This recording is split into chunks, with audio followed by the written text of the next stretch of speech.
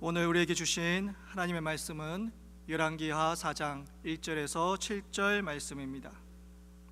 열왕기하 4장 1절에서 7절 말씀을 저와 여러분이 한 절씩 교독하겠습니다. 제가 먼저 봉독하겠습니다. 하나님의 말씀입니다. 선지자의 제자들의 아내 중에 한 여인이 엘리사에게 부르짖어 이르되 당신의 종 나의 남편이 이미 죽었는데 당신의 종이 여호와를 경외한 줄은 당신이 아시는 바니이다. 이제 빚준 사람이 와서 나의 두 아이를 데려가 그의 종을 삼고자 하나이다 하니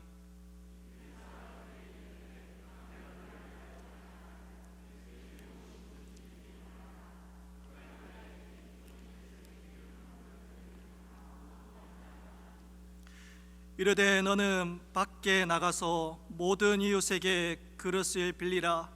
빈 그릇을 빌리되 조금 빌리지 말고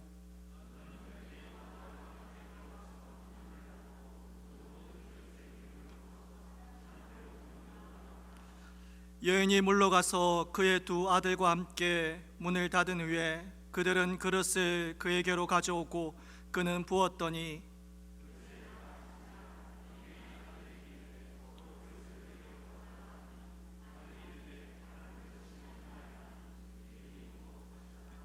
함께 봉독합니다.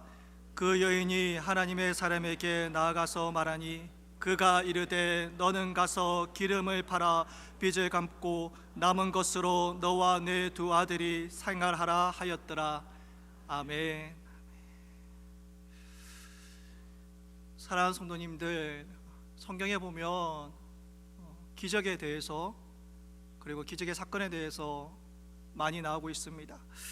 우리가 잘 아는 모세를 보더라도 그 강야 가운데서 하나님께서 출애굽시키시고 그 강야 가운데서 인도하실 때에 그 강야 한가운데서 하나님의 많은 기적과 은혜를 체험하였습니다. 그리고 엘리야와 엘리사를 살아가는 그 시대에 그 바알에 빠져있는 그 이스라엘 민족들을 향하여서 회복시키기 위하여서 하나님은 많은 이적들과 기적을 보여주었습니다. 그리고 우리가 잘 아는 우리 예수님께서도 공생愛생활 가운데서도 수많은 이적들과 기적들을 행하며 그 불신앙에 빠진 자들을 하나님께로 이끌기 위하여 많은 기적을 드러내었습니다. 그렇다면 사랑하는 성도님들, 이 성경에 나오는 이 수많은 기적들은 도대체 어떠한 공통점이 있을까요? 기적들이 일어날 때 하나같이 살펴보시면 그저 가만히 있었을 때에 편안한 삶을 살아갔을 때에는 일어나지 않았다는 거예요.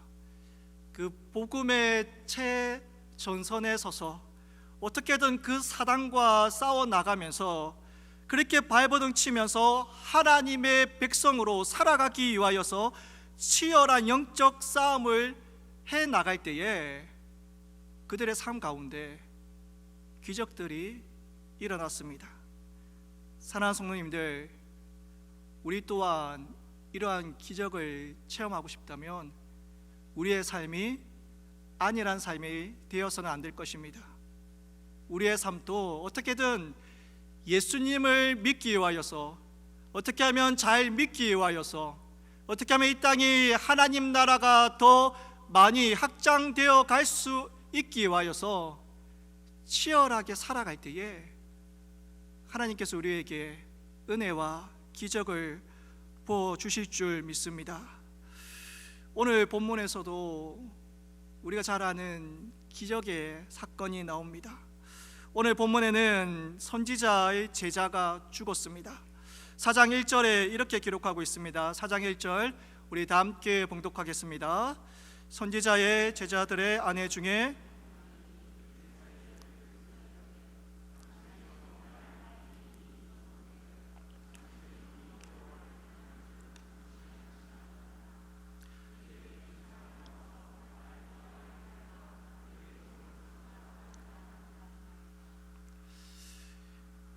선지자의 제자가 있었는데 문제가 생겼습니다.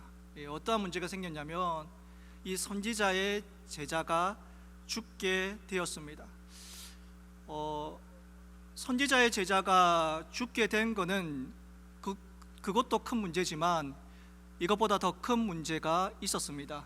무엇이 더 큰 문제냐면 이 선지자의 제자가 죽었는데 그에게는 아내가 있고 두 아들들이 있었습니다.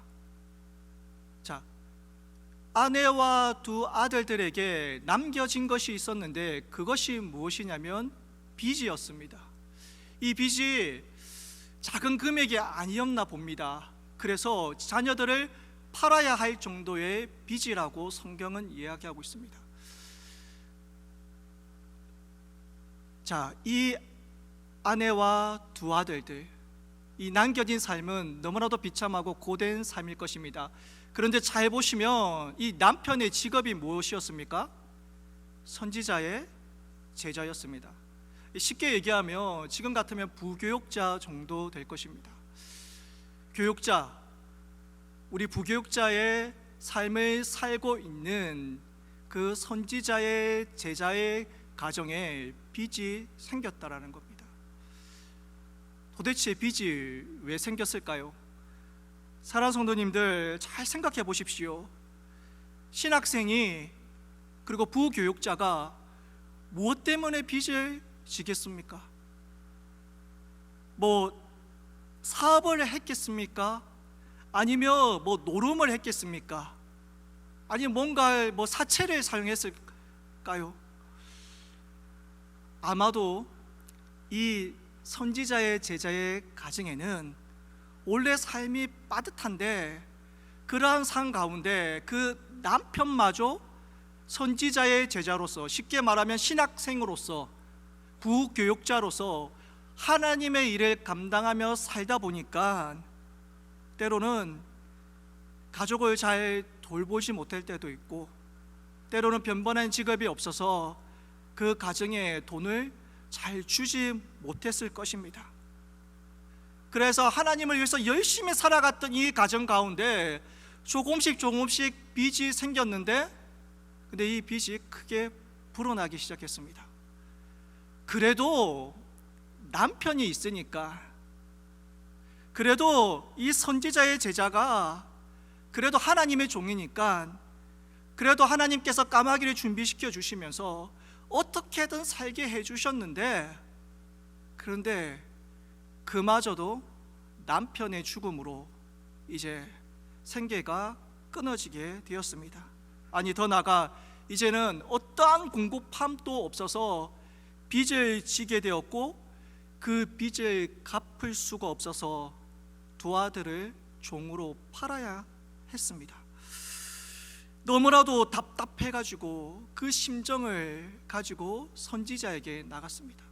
사랑하는 성도님들, 자, 빚이 생겨서 그 빚 때문에 사람을 파는 것에 대해서는 성경에 많이 기록하고 있습니다. 레위기 25장 39절에서 40절을 보시면, 너와 함께 있는 내 형제가 가난하게 되어 내게 몸이 팔리거든 너는 그를 종으로 부리지 말고 품꾼이나 동거인과 같이 함께 있게 하여 희년까지 너를 섬기게 하라. 무엇이라 하고 있습니까? 내 몸이 팔리거든. 가난하게 되고 빚을 지게 되면 내 몸도 팔아서 그것으로 인하여 종의 삶을 살아가야 됐습니다. 마태복음 18장 24절 25절에도 결산할 때에 10,000달란트 빚진 자 하나를 데려오매 갚을 것이 없는지라 주인이 명하여 그 몸과 아내와 자식들과 모든 소유를 다 팔아 갚게 하라 하니, 무엇입니까?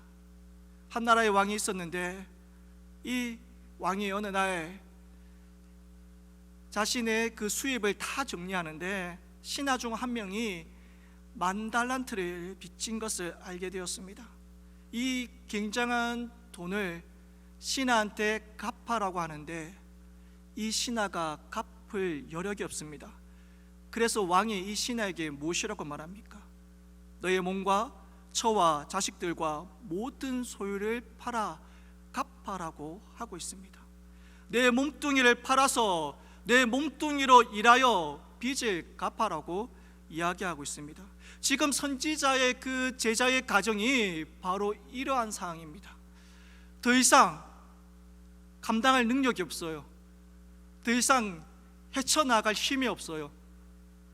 그나마 남편이 있어서 그나마 괜찮았는데 이제 그 남편조차도 없어서 아무것도 할 수 없고 도리어 두 아들을 빚 때문에 팔아야 하는 상황까지 놓였습니다.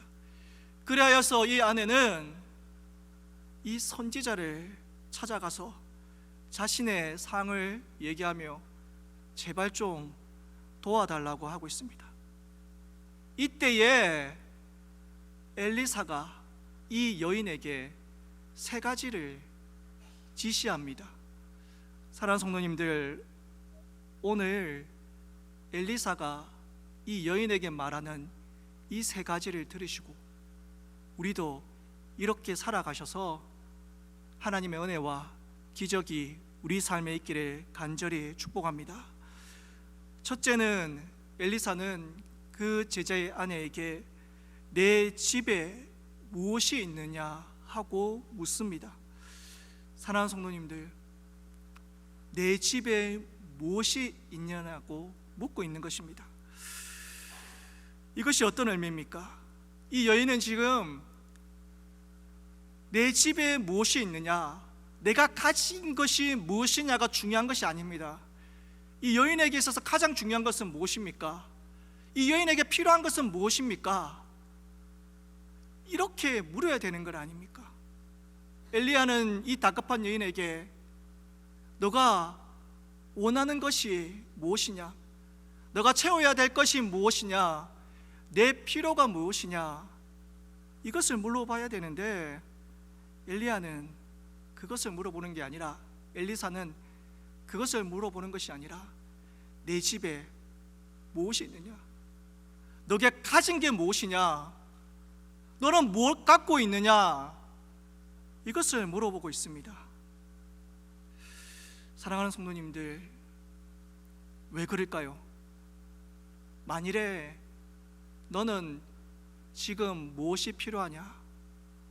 너가 가장 채워져야 될 게 무엇이냐 묻느냐면 아마 우리는 끝도 없이 이야기할 것입니다. 이것도 필요하고요, 저것도 필요합니다. 아니요, 이게 더 필요합니다. 우리는 아마 말하기 시작하면 끝도 없이 이야기할 것입니다.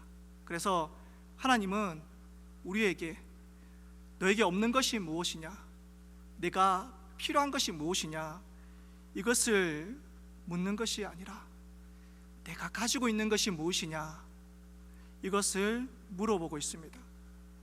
그렇다면요, 정말 힘든 가운데서도, 정말 어려운 가운데서도 내가 가진 것이 무엇인가 한번 돌아보면 하나님께서 나에게 주신 것이 무엇인지 깨닫게 되는 것입니다. 사랑하는 성도님들, 이 여인은요 이렇게 대답합니다. 기름 한 그릇밖에는 나에게 없습니다 라고 합니다. 본문 2절에 보면 기름 한 그릇이라 나옵니다. 이 기름은요 무언가를 붓다라는 단어에서 나온 것입니다.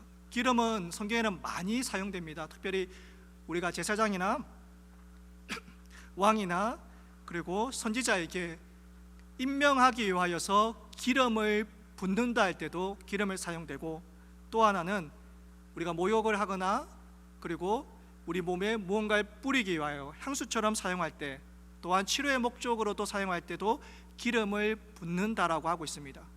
오늘 본문에 나왔던 이 기름을 붓는다는 것은 기름 한 그릇 외에 없다는 말은요 바로 이러한 목적입니다. 내가 샤워를 하거나 향수를 뿌리거나 어떤 치료의 목적으로 사용될 때 그 기름을 얘기하고 있습니다. 그렇다면 이게 어떤 의미냐면요 이런 것입니다.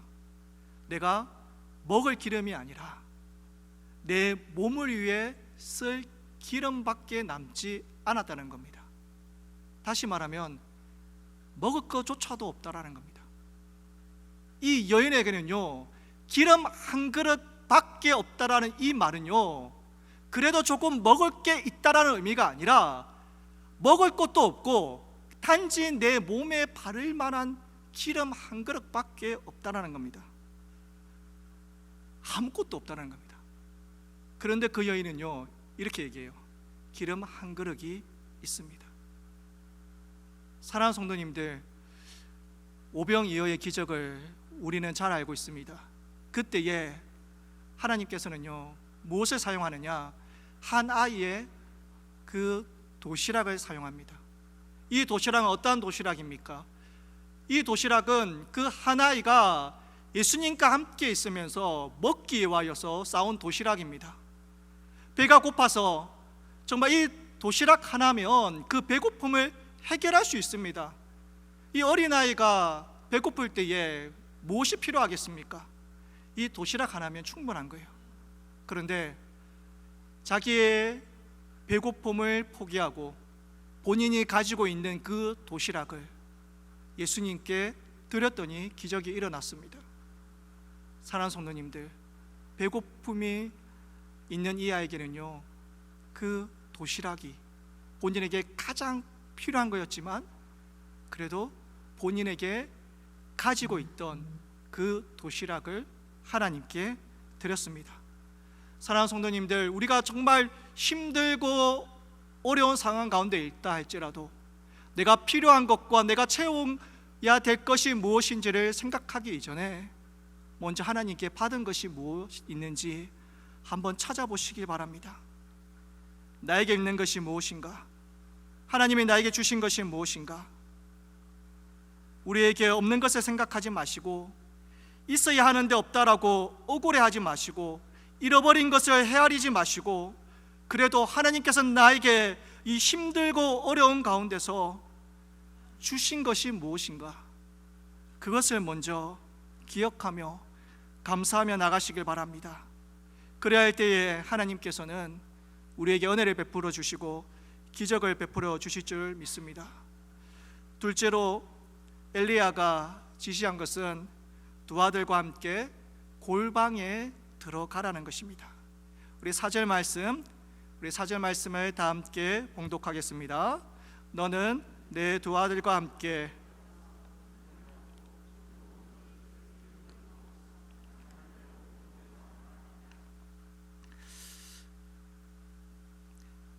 엘리사는 그 선지자 제자의 아내와 두 아들에게 들어가서 문을 닫아라고 말합니다.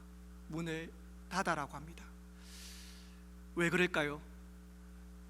그는 기적을 일으키게 할 수 있는데 먼저는 문을 닫아라고 얘기하고 있습니다.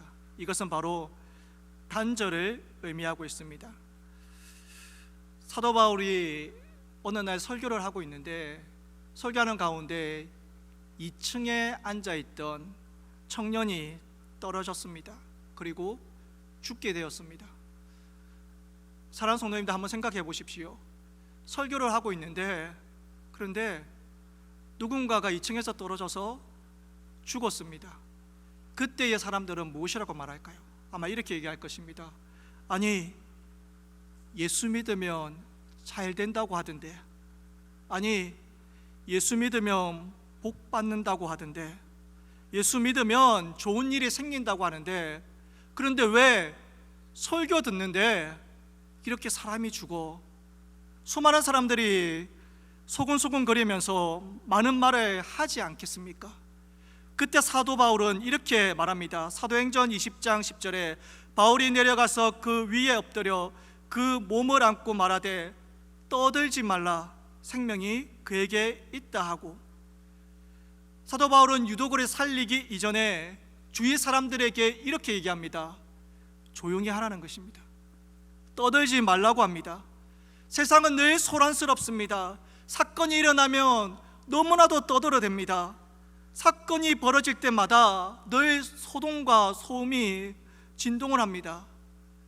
그런데 사도 바울은 이렇게 얘기합니다. 떠들지 말라, 조용히 하라는 것입니다. 이제부터 하나님께서 할 일을, 그 기적이 일어날 것인데, 세상의 이야기는, 세상에서 말하는 그 소음과 소동은 잠잠하라는 것입니다. 엘리사가 기적을 일으키기 전에 그 제자의 아내와 두 아들에게 문을 닫아라고 하는 것은 세상과 단절하라는 것입니다. 세상에는 이렇게 하면 잘 살아갈 수 있어. 세상에는 너의 빚을 갚기 위해서는 이 방법이 최선이야. 세상에는 이 문제를 해결하기 위해서는 이것이 유일한 방법이야 라고 얘기하는데, 엘리사는요, 그 세상의 소리 이제 좀 그만 들으라는 것입니다. 제발 좀 그 세상의 소음과 그 요란한 소리에 그 문을 닫고 집중하라는 것입니다. 무엇을 집중해야 되는 거예요? 하나님께 집중하라는 겁니다. 세상에 떠드는 소리를 귀담아 듣지 말고 하나님께서 어떻게 하실 건가, 하나님께서 어떻게 도와주실 것인가, 하나님께서 어떻게 길을 열어주실 것인가, 하나님께서 어떻게 임재하실 것인가, 하나님께서 어떻게 기적을 일으키실 것인가, 거기에만 집중하라는 것입니다. 사랑하는 성도님들, 문제 가운데 있습니까? 어려운 가운데 있습니까? 힘든 가운데 있습니까? 그렇다면 세상의 소리를 듣는 것이 아니라 그 세상의 소리에 문을 닫으시고 골방으로 들어가시길 바랍니다. 그리고 문을 잠그시고 그 골방에서 하나님을 만나시길 바랍니다. 우리는 세상의 소리를 듣는 것이 아니라 하나님의 소리를 들어야 될 줄 믿습니다. 엘리사는 문을 닫고 하나님께서 베푸실 그 일에 집중하도록 하였습니다. 세 번째로 엘리사는 무엇이라 지시했냐면, 나가서 모든 이웃에게 그릇을 빌리라고 말하였습니다. 3절에 보시면 이렇게 기록합니다. 이르되 너는 밖에 가서 모든 이웃에게 그릇을 빌리라. 빈 그릇을 빌리되 조금 빌리지 말고. 그릇을 빌리는 일을 시켰습니다. 그래서 이 제자의 아내는 그 아들과 함께 어떻게든 집집마다 돌아다니면서 그릇을 빌려야만 했습니다. 사람들이 뭐라 할까요? 갑자기 뜬금없이 이 집 저 집 다 돌아다니면서 그릇을 빌리면서 챙겨서 나옵니다. 사람들은 이 여인의 행동을 무엇이라고 말할까요? 이상하게 말하기도 하고, 그리고 궁금하기도 할 것입니다. 그리고 이 여인의 집에 찾아올기도 할 것입니다. 그런데요, 문을 닫고 그 모은 그릇을 가지고 하나님의 은혜와 기적을 일으킵니다. 그런데 잘 기억하셔야 될 것은요, 그릇을 빌려 오라는 것입니다. 자, 하나를 빌릴지 두 개를 빌려올지 세 개를 빌려올지 누가 결정하는 것입니까? 엘리사가 정해줍니까? 아니요. 그릇을 몇 개 빌려와야 될지는 이 제자의 여인이, 아내가 정하는 것입니다. 여러분, 하나님의 축복을 받으시길 바랍니까? 여러분의 삶 가운데 하나님의 기적이 일어나길 원하십니까? 그렇다면 그 그릇의 개수는 여러분이 정하셔야 될 줄 믿습니다. 몇 개를 빌려와야 될지 여러분이 정하셔야 합니다. 어느 날 엘리사가 그 죽음을 바라보게 되었습니다. 그때에 요아스 왕이 슬픔과 걱정과 근심을 가지고 와서 엘리사에게 찾아와서 눈물 흘리며 이렇게 말합니다. 내 아버지여, 내 아버지여, 이스라엘의 병거와 마병이여 하면서 엘리사에게 와가지고 죽게 되었다고 얘기합니다. 왜냐하면 아람 군대가 쳐들어왔기 때문에 그렇습니다. 살려달라는 겁니다. 그때 엘리사가 요아스에게 이렇게 말합니다. 활살을 주면서, 활살과 그 살을 주면서 힘껏 담겨서 날리려고 합니다. 그리고 난 다음에 그 화살에 취하여서 땅을 치라고 명합니다. 그때 요아스는요, 그 화살을 잡고 땅에 3번을 칩니다. 그때에 엘리사가 화를 내면서 말합니다. 왕이시여, 왜 3번만 치십니까? 왜 4번, 5번, 10번, 20번, 100번 안 치고 왜 3번만 치십니까? 당신은 아람 군대에게 3번만 승리할 것입니다. 만일에 당신이 10번, 20번, 100번을 쳤다면 그만큼 승리했을 것인데 왜 3번밖에 치지 않았습니까? 라고 하는 것입니다. 사랑하는 성도님들, 우리가 빌려야 될 그릇은 내가 가지고 있는 문제만큼의 그릇을 빌리는 것이 아닙니다. 내가 가지고 있는 그 빚만큼의 그릇을 빌리는 것이 아닙니다. 내가 빌려야 될 그릇은요, 내가 할 수 있을 만큼 그릇을 빌려야 합니다. 하나님은 우리에게 풍성히 주시는 분이기 때문에 그렇습니다. 복음 전도자인 D.L. 무디 목사님이 간증하면서 이렇게 말했습니다. 나는 수년 동안 예수님을 믿었지만 나는 그냥 유명무실한 그리스도인이었다라고 고백했습니다. 그리고 그는 정말 하나님이 주시는 그 복을 갈망하고 열망했지만 하나님은 나에게 한 번도 그러한 은혜를 주지 않았다라고 하였습니다. 그런데 어느 날 그가 뉴욕 거리를 걸어갈 때에 갑자기 성령의 충만한 은혜와 복이 밀려왔다고 합니다. 그 하나님의 성령의 충만함과 그 은혜와 복이 밀려올 때에 D.L. 무디 목사님은 그 자리에서 이렇게 소리쳤답니다. 하나님, 날 좀 살려주십시오. 하나님이 주시는 그 은혜와 복이, 그 성령의 충만함이 얼마나 크고 놀라운지 그 자리에서 하나님, 날 좀 살려달라고 부르짖었다고 합니다. 사랑하는 성도님들, 하나님은 우리에게 풍성히 채워주시는 줄 믿습니다. 하나님께서 부어주시는 그 은혜와 축복과 기적을 풍성히 체험하시기를 간절히 바랍니다. 아마 이 제자의 아내는 2 아들만 팔려가지 않을 정도로만 내가 도움을 받으면 된다라고, 그것만 하면 충분하다라고 생각했을 것입니다. 내가 오늘 하루하루 살아가는데 이 끼니만 때울 수 있을 정도만 하면 된다라고 생각했을 것입니다. 어떻게든 오늘의 이 문제만 풀어나가면, 이 궁핍함만 해결하면 될 것이다라고 생각했을 것입니다. 그런데요, 놀랍게도요, 이렇게 빌린 모든 그릇마다 기름이 채워질지는 몰랐다는 것입니다. 사랑하는 성도님들, 다윗은 그 하나님의 풍성한 은혜를 맛보고 이렇게 고백합니다. 내 잔이 넘치나이다.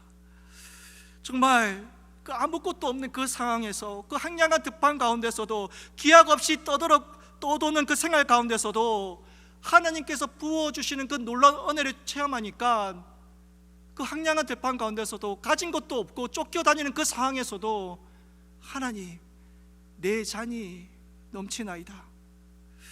사도 바울은 그 핍박과 고난의 현장 가운데서도 하나님의 풍성한 은혜를 체험했더니 하나님께서 나에게 그 모든 필요를 채워주실 것이다라고 고백합니다.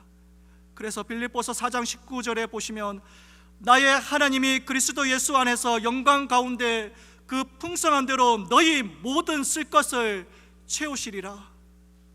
우리가 생각하는 그 이상 더 많이 채워주신다라고 증거합니다.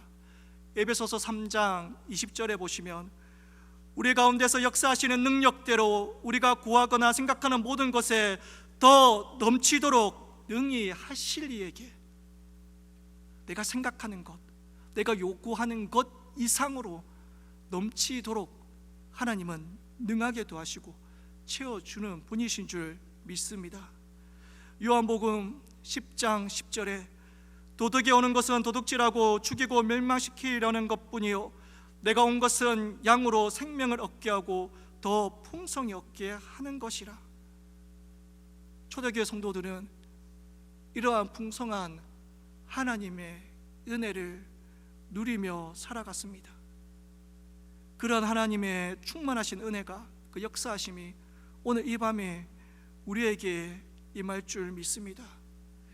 우리가 신앙생활하면서 한 번이라도 이렇게 하나님께서 나의 필요를 정말 넉넉히 충분히 충만하게 채워주시는 그 은혜와 기적을 맛보며 살아가야 되지 않겠습니까?